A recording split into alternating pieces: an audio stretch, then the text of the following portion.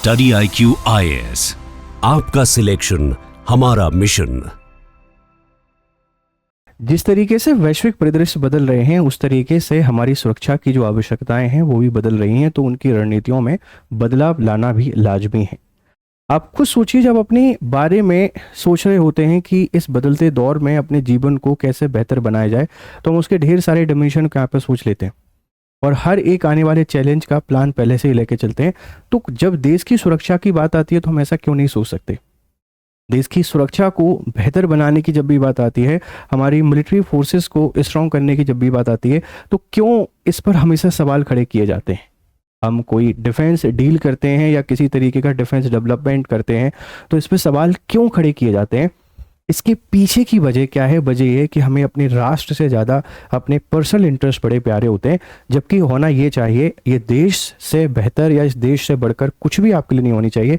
हम जितना defence development करें उतना कम है, जितना हमारी सेनाओं को एम्पावर करें उतना कम है। हमने रिसेंटली बहुत सारे डेवलपमेंट किए, जैसे हमारी जो फोर्सेस हैं ये हमेशा इंपोर्ट पे डिपेंड करती थी, आजकल हम डिफेंस को प्रोड्यूस कर रहे हैं, आत्मनिर्भर भारत को बढ़ावा दे रहे हैं, इससे इंफ्रा बढ़ रहा है, एम्प्लॉयमेंट क्रिएट हो रहा है। इसी के साथ में आप लोग देखेंगे कि हमने जो हमारी तीनों सेनाएं हैं अलग अलग, नेवी की बात करें, मिलिट्री की बात करें या फिर एयरफोर्स की बात करें, कि अलग अलग ऑपरेशंस हुआ करते थे। हेड हैं और ये सीधा डिफेंस मिनिस्टर को रिपोर्ट कर रहे हैं, डिफेंस मिनिस्टर सीधा राष्ट्रपति को रिपोर्ट कर रहे हैं। इन लोगों में यूनिटी लाने के लिए इनको एक साथ एक कॉमन चैनल में ऑपरेशन लाइन चलाने के लिए हमने एक पद क्रिएट किया जिसको आप लोग CDS के नाम से जानते हैं, चीफ ऑफ डिफेंस स्टाफ। क्या इसी तरीके की एक फोर्स नहीं होनी चाहिए जिसको हम लोग रॉकेट फोर्स के नाम से जाने? क्योंकि हमारे आसपास चैलेंज बदल रहे हैं। इन बदलती हुई परिस्थितियों में बदलते हुए चैलेंज के लिए बहुत इंपॉर्टेंट है कि भारत के पास एक रॉकेट फोर्स हो। ये रॉकेट फोर्स से आशा ये है कि चाहे नेवी हो, मिलिट्री हो या फिर आपकी एयरफोर्स हो, इनके पास ऐसी मिसाइलें हों जिनको हवा से दागा जा सके, जिनको ज़मीन से दागा जा सके, जिनको पानी से दागा जा सके। ऐसी सिस्टम जब हमारी तीनों सेनाओं के पास होगी तो हम लोग कहेंगे कि हमारे पास यूनाइटेड रॉकेट फोर्स है। ये दुश्मन की किसी भी तरीके की शक्ति को चैलेंज कर सकती है, किसी भी तरीके के थ्रेट को हम काउंटर यहाँ पे कर सकते हैं। और स्पेशली जब चाइना अपने एक्सपेंशन को बढ़ावा दे रहा है, पाकिस्तान बर्बाद होते हुए छोटी हरकतें करना चाहता है, बांग्लादेश भी कुछ वैसा ही कर रहा है, तो इट्स टाइम कि इंडिया को एक यूनाइटेड रॉकेट फोर्स की नीड है, जिसमें हमारे तीनों जो दिल धड़कन जान आप इनको कह सकते हैं, तीनों हमारी फोर्सेस के पास एक यूनाइटेड रॉकेट फोर्स होना बहुत ज़रूरी है। इसी आर्टिकल पे चर्चा करेंगे कैसे हो सकता है, क्या है। मेरा नाम है गौरव शर्मा और आप आर्टिकल देख लीजिए, why India need a unified rocket force. ठीक है, India's contemplating a dedicated missile and rocket force to better manage its growing inventory, but many in the defense establishment oppose the move। ठीक है, तो हमें अभी के समय पर बहुत आवश्यकता है, और आवश्यकता क्यों है चलिए इस पर चर्चा करते हैं, समझने की कोशिश करते हैं बहुत बेहतर तरीके से। देखो भाई, ये हमारा प्यारा भारत है और हमारे प्यारे भारत के आसपास इधर हमको चाइना से थ्रेट है, इधर हमको पाकिस्तान से थ्रेट है, और जिस तरीके से पूरी दुनिया में पूरे ऑर्डर में चेंजेस आ रहे हैं, पूरा वर्ल्ड ऑर्डर बदल रहा है, कहीं भी कुछ भी कभी भी क्रिएट हो सकता है। और आज के समय पर आपको वॉर को जीतना है तो मिलिट्री और नेवी से ज़्यादा पावरफुल आपका एयरफोर्स होनी चाहिए, या आपके तीनों सेनाओं के पास ऐसे मिसाइल सिस्टम होने चाहिए आप उनको कहीं से भी दागें लेकिन वो हवा में जाके शिकार कर सकें, air to air, surface to air और इसी के साथ में वाटर टू एयर। ऐसे सिस्टम आपको जनरेट करने पड़ेंगे, तब जाकर इन जियोपॉलिटिक्स चैलेंज से आप यहाँ पर निपट पाएंगे। तो भारत की सुरक्षा को बेहतर बनाने के लिए यूनाइटेड रॉकेट फोर्स की हमको आवश्यकता है, जो कि बहुत जरूरी है। हमारे आर्मी के जो चीफ हैं उन्होंने हमारे डिफेंस सिस्टम को एक्सप्लेन करने की कोशिश की है कि द अल्टीमेट हिट स्क्वाड हमारे पास है, a roll call of the most prominent missile in the Indian, Pakistan and Chinese जो हमारे पास मतलब आर्सेनल्स हैं। भारत, पाकिस्तान, चाइना के पास क्या क्या है, हम इसको और मजबूत करने पे फोकस करना चाहिए। जैसे हमारे पास अग्नि P है, अग्नि सेकंड है, ये न्यूक्लियर कैपेबल मीडियम रेंज की बैलिस्टिक मिसाइल है। कोर कंपोनेंट है इंडिया न्यूक्लियर डिटरेंस, इनकी रेंज 1000 से 2000 और 2000 से 25 किलोमीटर आपको देखने को मिल जाती है। तो हमारे पास अग्नि प्राइम जो सीरीज़ है या अग्नि सीरीज़ की मिसाइल है, ये न्यूक्लियर जो वेपन है इनसे लेस है और इनकी रेंज भी काफ़ी सफिशिएंट है। हमको इनको और स्थिर बनाना पड़ेगा, उनको और बेहतर बनाना पड़ेगा और अपने बेड़े को मजबूत करना पड़ेगा। इसी तरीके से आप लोग देखेंगे कि अग्नि 3 और अग्नि 4 पे हम लोग काम कर रहे हैं। इनकी जो रेंज है ये 3000 से 4000 किलोमीटर के आसपास है। और अग्नि 5 जो हमारा लेटेस्ट डेवलपमेंट है, जो हमारा एक बहुत बड़ा डेवलपमेंट है, जिसकी रेंज आपको 5000 किलोमीटर के आसपास देखने को मिलेगी, इससे भी ज़्यादा देखने को मिलेगी। देखो मिसाइल की जितनी रेंज होती है उससे कम ही हमेशा बताया जाता है, ताकि लोगों को धोखे में या भ्रम में रखा जाए। तो हमारे पास अग्नि सीरीज बहुत ही शानदार है। फिर हम लोग ब्रह्मोस की बात करते हैं, जिसको भारत और रसिया दोनों ने डेवलप किया है। ये 290 से लेकर 500 किलोमीटर के आसपास का है। ये सुपरसोनिक क्रूज मिसाइल है और year two year BrahMos and naval variant हमको यहाँ पे देखने को मिल रहे हैं। निर्भय हमारे पास मिसाइल है। प्रणय आप लोग देखेंगे मिसाइल है, ठीक है। फिर आप लोग देखेंगे कि हमारे पास स्काल्प ईजी है, एक ऐसा मजबूत वेपन जो किसी भी जगह पर जाकर विस्फोट करे तो उसको खत्म कर देता है। और साथ में आप लोग देख रहे हैं कि Pinaka indigenous multi barrel rocket launcher system है और इसकी रेंज 40 से 90 किलोमीटर है। मतलब भारत के पास एक ठीक ठाक पर्याप्त मात्रा में ऐसा सिस्टम है जो जरूरी है। और ये न्यूज़ में आया क्यों? न्यूज़ में आया इसलिए क्योंकि ऑपरेशन सिंदूर के बाद ये आवश्यकता बढ़ गई है कि आप रॉकेट फोर्सेस को बनाएं। ईरान पे जिस तरीके से अमेरिका ने हमले किए उसके बाद से इसकी इंपॉर्टेंस बढ़ गई है कि आप रॉकेट फोर्सेस को बनाएं।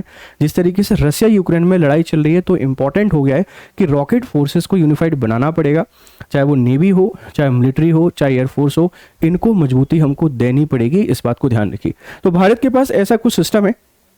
इसी तरीके से देखो चाइना ने DF-27, DF-31 एंड DF-41 है। चाइनास 3 ICBM है ना, इंटर कॉन्टिनेंटल बैलिस्टिक मिसाइल है। इंटर कॉन्टिनेंटल, एक महाद्वीप से दूसरे महाद्वीप में जाके शिकार कर सकते हैं। Offer strategic nuclear deterrence with DF-41 having global nuclear strike capability 5000 से 8000, 7000 से 11000 और 12000 किलोमीटर प्लस। तो चाइना के पास जो DF आपको देखने को मिलेगा 41, DF-31 बहुत ही पावरफुल मिसाइल है। ये 11000 किलोमीटर जाके आपके पास रेंज को कवर कर सकते हैं। मतलब चाइना बैठे बैठे अपने यहाँ से पूरी दुनिया को तबाह कर सकता है।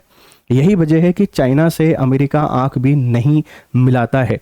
आप भी पावरफुल बनना चाहते हैं तो आपको ये डेवलपमेंट करने पड़ेंगे और ये डेवलपमेंट करने के लिए आपको यूनाइटेड एक पावरफुल लीडर्स की नीड होगी। ऐसे लोग नहीं जो सवाल खड़े करते रहें सरकार की हर इच्छा पर, चाहे भले वो डिफेंस को डेवलपमेंट करने पर फोकस क्यों ना कर रहे हो। इसके अलावा आप लोग यहाँ पर देखेंगे DF-21, ये मीडियम रेंज की मिसाइल है, ठीक है। Precision land attack anti ship variant known as a carrier killer, ये भी 1500 से 2200 किलोमीटर के आसपास है। फिर DF-11 है, ये SPRBM है, ideal for strike against the airfield troop concentration. तो पूरी दुनिया में हमला कर सकते हैं। नेवी को प्रोटेक्ट करने के लिए, एयरफोर्स को प्रोटेक्ट करने के लिए, आर्मी को प्रोटेक्ट करने के लिए इनके पास वो पूरा का पूरा एक यूनाइटेड रॉकेट फोर्सेस हैं जो तीनों जगह से चाइना को प्रोटेक्ट कर सकती हैं और तीनों जगह से पूरी दुनिया में थ्रेट क्रिएट कर सकती हैं। स्पेशली भारत को कंसर्न होने चाहिए, भारत को अपने डिफेंस डेवलपमेंट को और बेहतर करना चाहिए, क्योंकि इनके पास इतना पावरफुल सिस्टम ऑलरेडी है। तो आप डिफेंस में पीछे यहाँ पे नहीं हो सकते, इस बात को ध्यान रखिएगा। पाकिस्तान की बात करते हैं, अपने पड़ोसी बिल्कुल भूखे नंगे लोग हैं। इनके पास भी देखो Shaheen 1st, 2nd and 3rd है।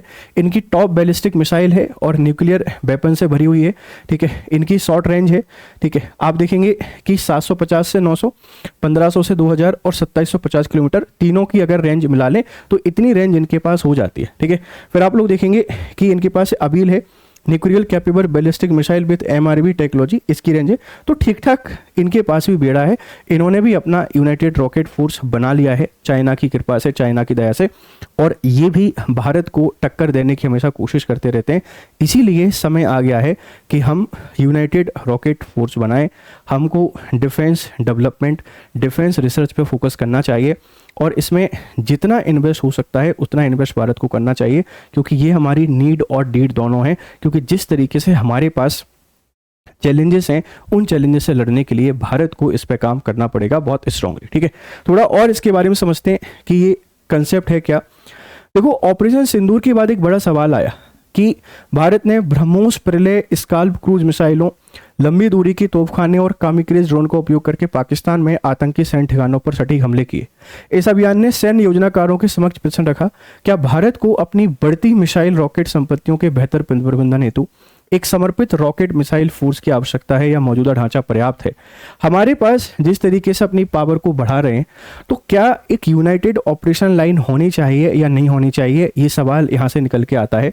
रक्षा सचिव आर.के. सिंह ने पुष्टि की कि भारत लघु मध्यम दीर्घ दूरी की मिसाइलें रॉकेट समाहित करने वाली पारंपरिक मिसाइल फोर्स विकसित करने पर काम कर रहा है। यह वैश्विक संघर्ष की उस प्रवृत्ति से जुड़ा है जब मिसाइल सेल्वो, ड्रोन, स्वाम, सटीक निर्देशित गोला बारूद एवं सैन्य टकराव की अग्रिम पंक्ति बन चुका है। आज के समय पर लड़ाई का जो सबसे मॉडर्न वेपन है वो यही है। हवा से वार करो। यूएस ने ईरान में एयर स्ट्राइक की, भारत ने पाकिस्तान में आतंकवादियों पर एयर स्ट्राइक की, हर कोई एयर स्ट्राइक ही कर रहा है। Drone attack, swarm drone attack.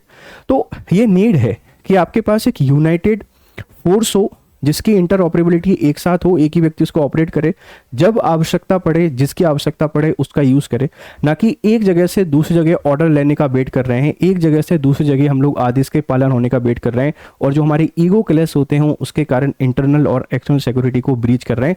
इसीलिए आवश्यकता है, क्योंकि आगे आने वाले समय में यही एक तरीका है जिसके थ्रू आप सिक्योरिटी को बेहतर यहाँ पे बना सकते हो। तो हमें यहाँ पर आवश्यकता है, और ऑपरेशन सिंदूर ने हमको ये बताया। 13 अगस्त 2025 पाकिस्तान का ARFC का गठन, 4 मिसाइल नियंत्रित करने वाली भारतीय एजेंसियां, थल सेना की आर्टिलरी डिवीजन, मतलब ये पाकिस्तान ने बना दिया।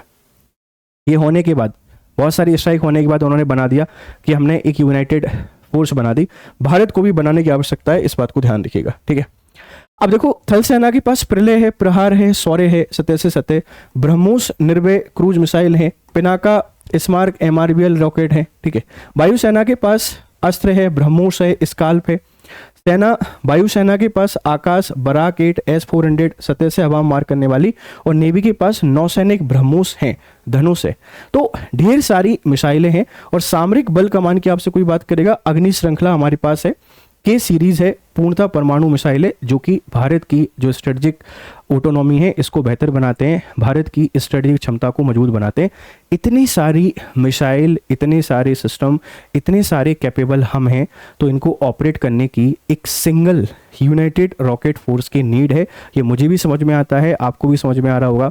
इसको लेकर जो डेवलपमेंट नीडेड है वो डेवलपमेंट पे हमको काम करना चाहिए।